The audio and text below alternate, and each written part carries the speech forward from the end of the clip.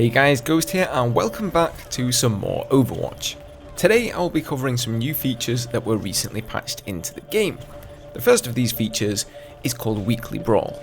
Now if you've ever played Tavern Brawl in Hearthstone, then you'll probably have a relatively good understanding of how this works, but for those of you who don't, allow me to fill you in. So the Brawl system is there as an alternative and fun game mode to go alongside the more serious ones like competitive matchmaking.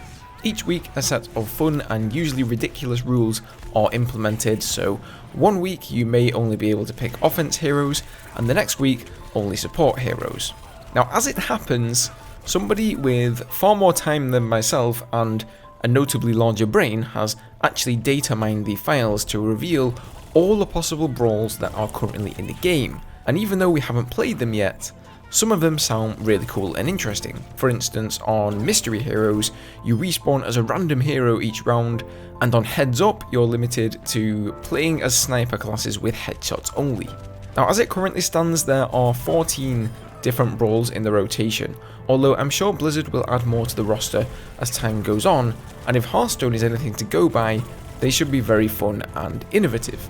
Another map has been introduced called Route 66. It's set on an American highway that traverses a massive gorge via a rail bridge.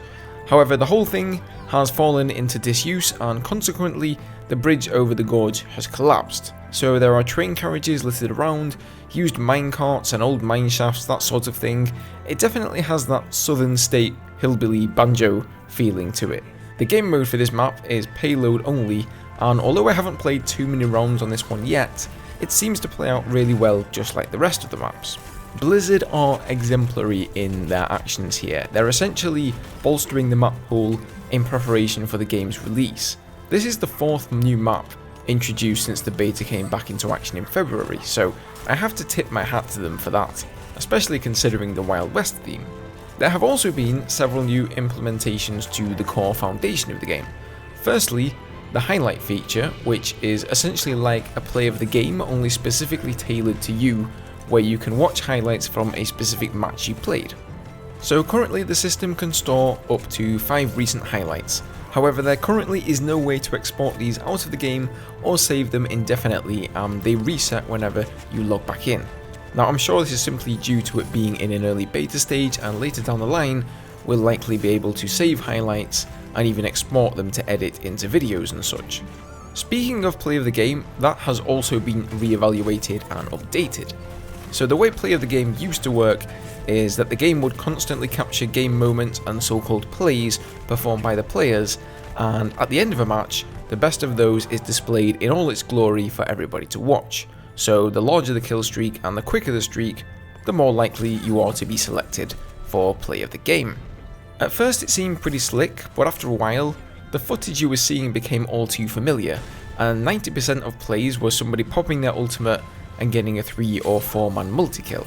You rarely actually saw a support or tank character get play of the game, since those heroes' roles don't really revolve around getting lots of kills in quick succession, which is obviously in turn a deterrent to actually picking said classes and playing the heroes within. So what they've done is broadened the categories you can excel in to actually be featured as a play of the game. And those now include Lifesaver, awarded if you prevent an ally's death in some way, or for example Sharpshooter, which can be awarded for more skillful kills, where the system will look at a wider spectrum of pertinent things like movement speed, the distance at which the attack occurred, whether or not the attack was a headshot, and if the victim of the attack was in the air at the time.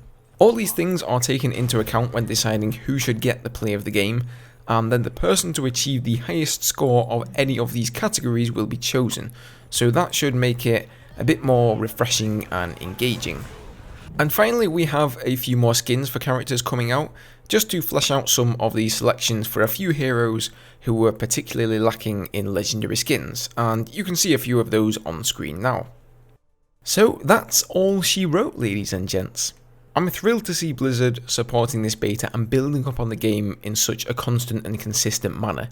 It's really going to be interesting to see just how much they managed to cram in there before May the 24th creeps up on us, and following that, what they plan to add in the future. If you want to try Overwatch for yourself and haven't been lucky enough to receive access, remember that there will be an open beta running from May the 5th until May the 9th. So let me know down below if you plan to and if you'd like to see more Overwatch content here on the channel.